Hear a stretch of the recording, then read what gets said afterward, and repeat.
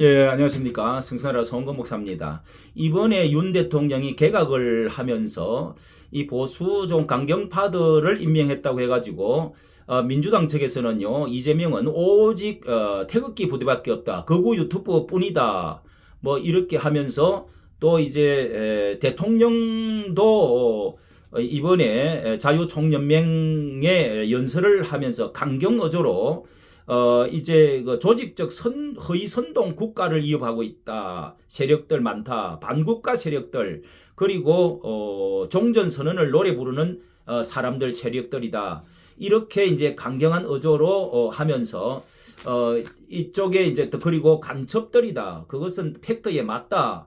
뭐 이런 말까지 해서 고소까지 이제 하게 되는 이런 상황에 김영호 통일부 장관 내정자, 자, 이 사람은 많이 알려지지 않은 것 같은데 그 프로필이 과연 왜 이렇게 이분을 내정하게 됐는지에 대해서 조선일보 뉴스룸의 그 월간에 해견 가운데서 철학과 그 정치 그 발언들 많은 발언들이 잘 나와 있는 것을 소개해드리도록 하겠습니다.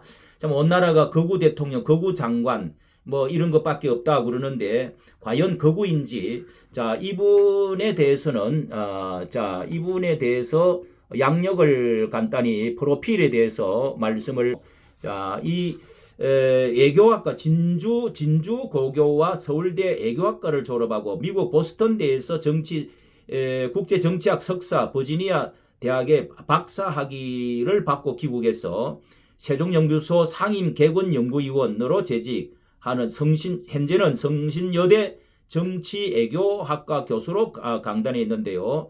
이명박 정부 때 통일 비서관으로 지내고 인권대사도 지냈습니다. 그런데 그 80년대에 들어서 후반까지만 해도 이 김영호 내정자는요, 이 도서출판 대표를 맡아서 이 공산주의 서적 안토니오 그람시 번역서 등도 펴냈고요. 진보 지식인으로 알려져 있었습니다. 그런데 이번 국가보안법 위반 혐의로도 10개월간 옥살이들을 한 적도 있네요. 그러면서 미국에 이제 유학을 거치면서 완전히 정치 전향을 하고 지향을 달리하고 2005년에 뉴라이터, 이명박 때 뉴라이터 계열 학자로 전향 활동을 하게 된 그런 이제 전력도 가지고 있습니다. 그래서 윤석열 정부의 서는 대북 강경파로 이제 꼽히는 사람으로 되어버렸습니다. 이런 것을 이제 윤 대통령의 이번 개각으로 드라이브를 세게 하면서 자유민주주의 체제 수호의 기반으로 한 통일정책을 펴겠다. 통일정책을 펴보겠다 하는 것이 의지가 반영된 것으로 그렇게 보인다고 하고 있습니다. 자, 그래서 이 지금 2018년도부터 오래전이네요. 김용호 교수의 세상 읽기 실제 유튜브도 채널을 운영하고 있으면서 한미동맹 등 국제 정세에 아주 해박한 지식을 보여주고 있는데요.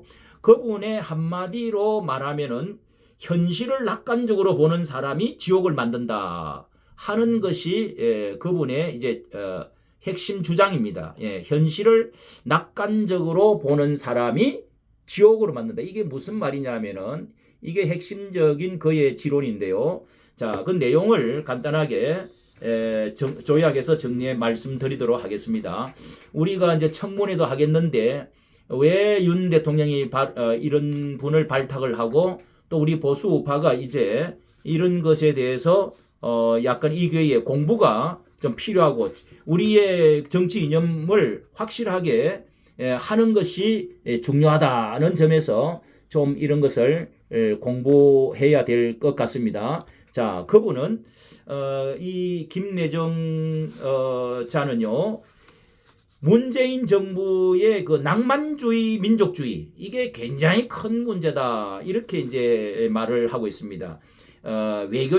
문정부 외교의 맹점은 낭만주의, 민족주의가 문제라는 것입니다. 예, 낭만주의, 민족주의. 이게 문재인 정부의 애교 정책 입안자들이 의식 구조가 우선 중요한데 이 현실주의, 예, 입안자들이 현실주의 외교를 추구하는지 이상주의 외교를 추구하는지 알아야 된다.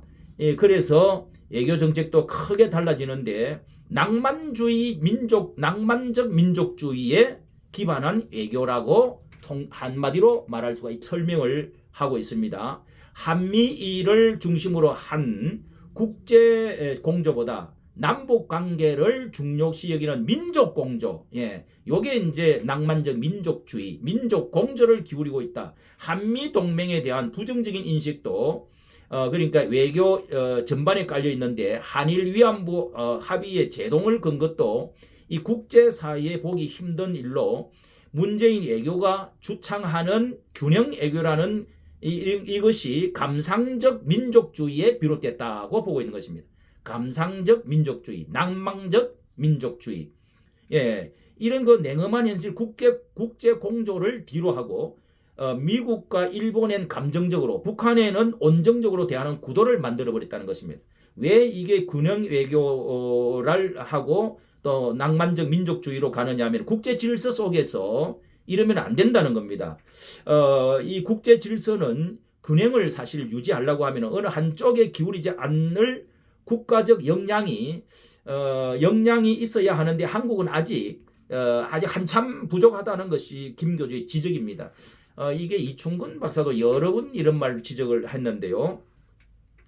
어쩔 수 없이 이제 균형 외교를 하려고 그러면은 그만큼 역량이 있어야 되는데 다른 세계의 그 각축, 전쟁 같은 이런 그 외교 국제 관계에 있어서는 이게 이렇게 낭만주의의 민족만 생각하면 안 된다는 것입니다. 예.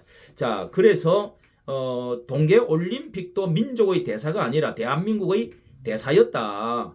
그래서 이런 낭만주의 민족주의가 깔려 있었는데 한국인들은 오랜 동안의 식민지를 경험했기 때문에 저항적 민족주의 경향이 강하다. 저항적 민족주의. 과거 독립운동할 때는 그러한 민족주의가 긍정적으로 작용했지만은 주권국가로서 남북관계를 풀어나가는 과정에 있어서는 민족주의는 자칫 위험할 수 있다고 말합니다.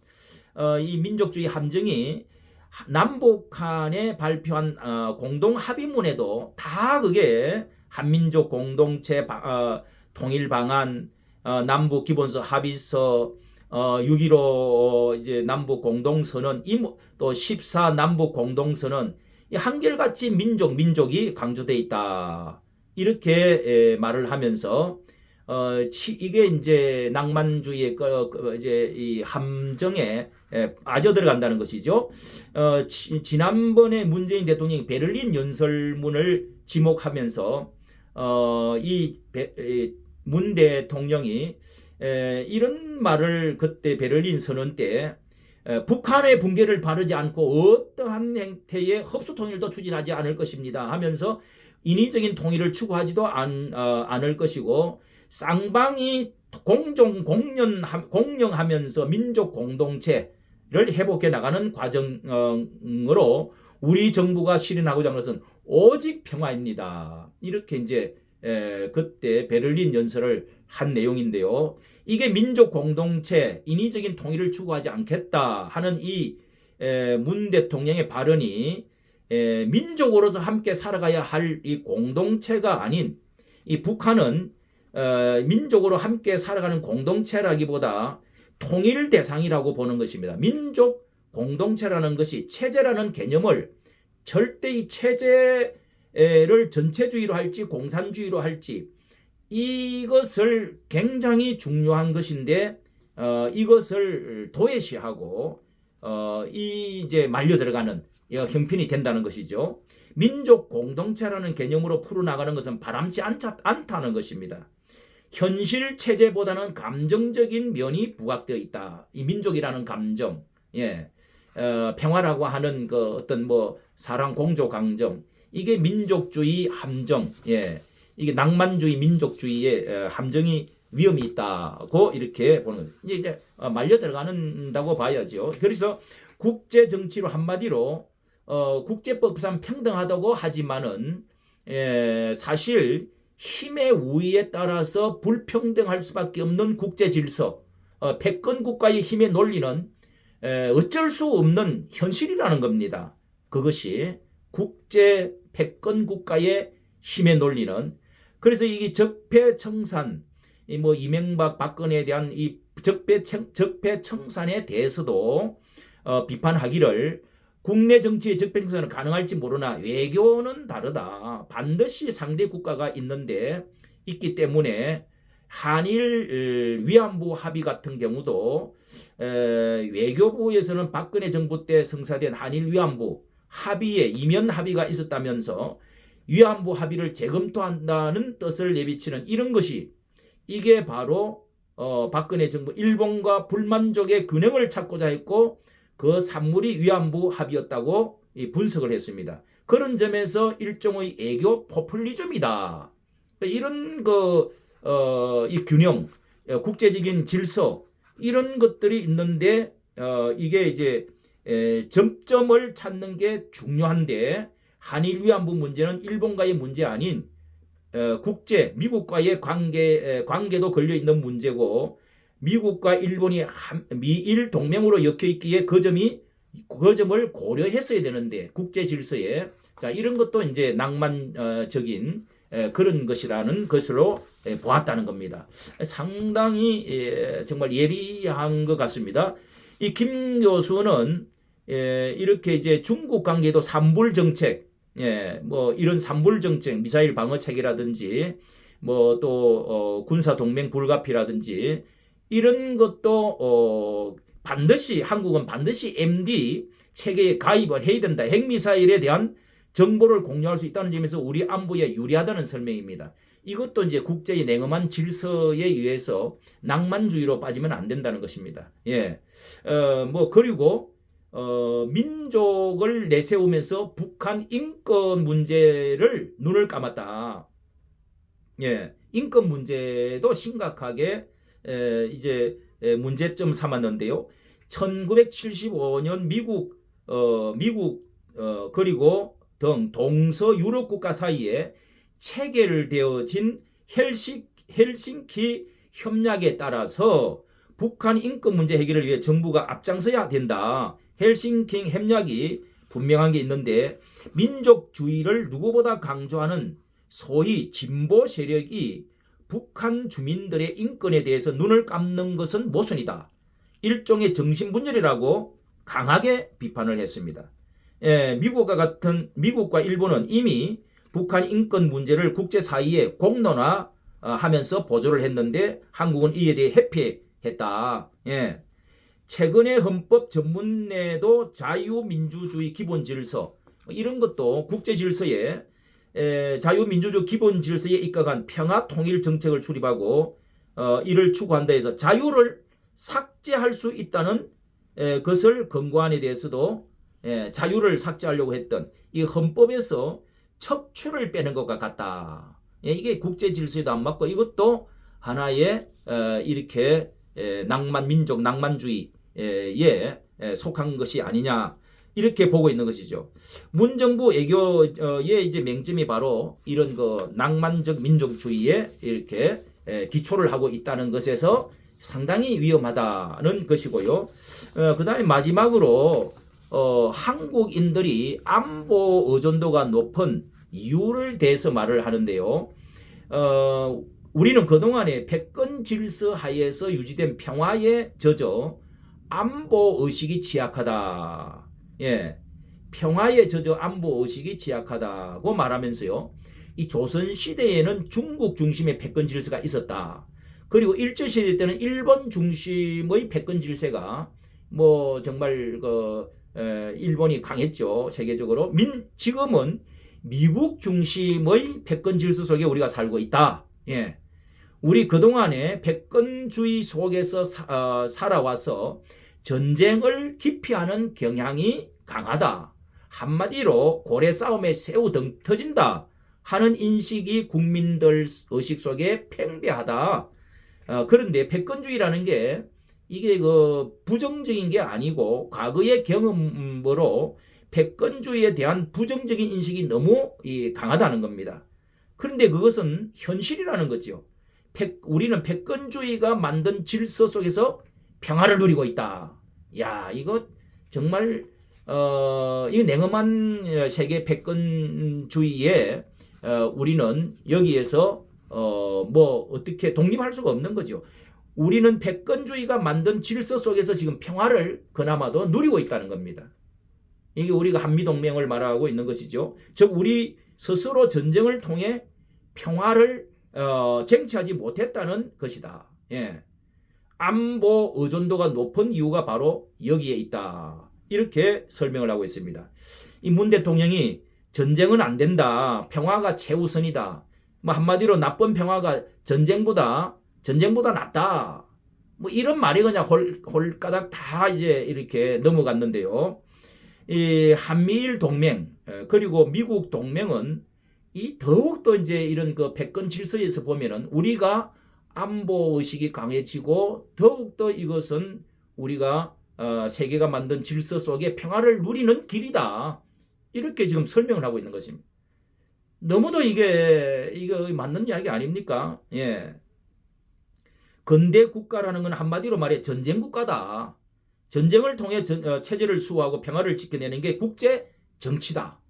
냉엄하고 비극적이지만 엄연한 현실이다. 예, 그 점에서 현실을 너무 낙관하는 사람은 지옥을 만든다. 이게 이제 그래서 이 말이 아주 핵심적인 말이 되었습니다. 너무 평화만 강조하다가 자칫 더 큰 전쟁을 불러오지 않을까 걱정이다. 참 이 세계 질서, 패권주의 그리고 이 안보에 대한 우리의 세계 질서 이런 것이 정말 우리가 이제 늘 이충근 박사께서도 전쟁을 평화를 원하느냐 전쟁을 준비하라. 그리고 이 세계의 전체 그 흐름이 지금 뭐 어디로 가느냐, 우리나라가 어디에 지금 기초되어서 이만큼 잘 살게 되었느냐, 미국과의 관계, 이 각건을 끊으면 되겠느냐, 이런 큰 어떤 틀에서 우리나라가 지금 대응을 해야 된다. 대응하고 그 가운데서 번영을 누렸고 이득을 봤는데 지금 이 잘못된 지금 길로 가고 있다. 지금도 현재 세계 정세는 아직도 마찬가지죠. 아직도 미국의 그 패권 이 강한 열강의 틈 속에서 우리 한국이 살아남는 이만큼 번영된 것도 자칫 잘못하면 완전히 하루아침에 무너지는 수가 있습니다. 예, 뭐 동북 공정하면서 중국이 우리 대통령을 어떻게 대해 왔습니까? 혼밥 먹게 만들고 자칫 잘못하면은 속국이 되어질 버릴 이런 상황에 처해져 있는 상황에서 윤 대통령의 이런 그 기조, 정치적인 이념 기조, 외교, 안보 너무도 이거는 지금 바로 세워야 될 여기에 이제 문 대통령이 간첩이라는 소리까지 듣고 이적 행위를 행해왔다는 것까지 이제 이렇게 결말이 되어져 가고 있는 상황에 우리가 이제 정신을 차리고 이제 김용호 교수님의 이제 국제적인 이 안목 이것이 지금 아주 잘 선택했다고 생각이 되어집니다. 이까지 정식 감사합니다.